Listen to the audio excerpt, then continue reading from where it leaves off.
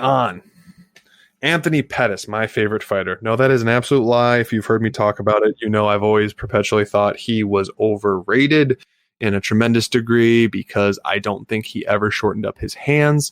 So a superior boxer can always handle him.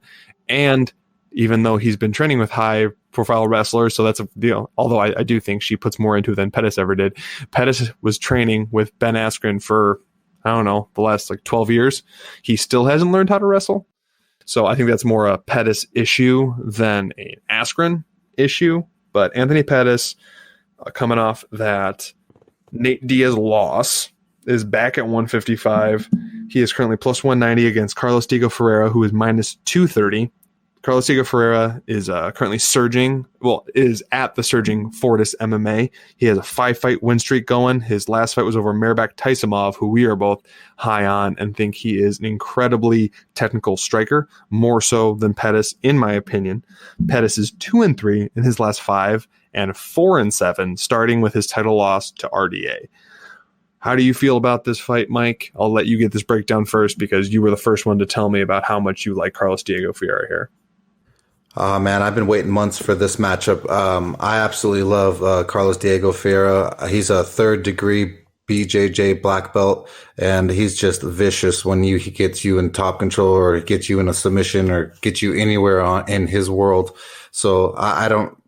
Pettis is not going to like any of that. And the other thing is that Diego has learned to strike really, really well now. He's not just a jiu-jitsu player. He's not like some jiu-jitsu guys who just go in there and just pray for a takedown. He has really, really heavy hands, and he's also trying to be technical with them now. I think he's only suffered one defeat in his runs of recent, and since that one, he's learned a lot. And so I think that Pettis is just not there anymore. He's a shell of himself. I think that Carlos Diego Ferreira could easily go in there and take care of business. And I believe that he's going to go in there and put Showtime's lights out on put him to sleep.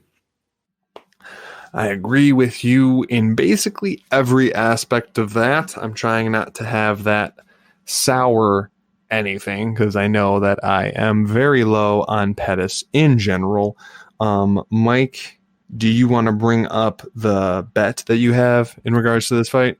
Yeah, actually, that I totally forgot. I like Diego Ferreira so much. Months ago, we were hoping to get a better number because everyone is on the same side that I am right now in the sense of the sharps. They see the talent in Carlos Diego Ferreira. I don't like giving out the money line right now on him because it's a little too hefty. So I was actually going to throw down a parlay of Carlos Diego Ferreira and Askar Askarov combined for a plus. What was it, Bob? I believe it'll come out to plus 150.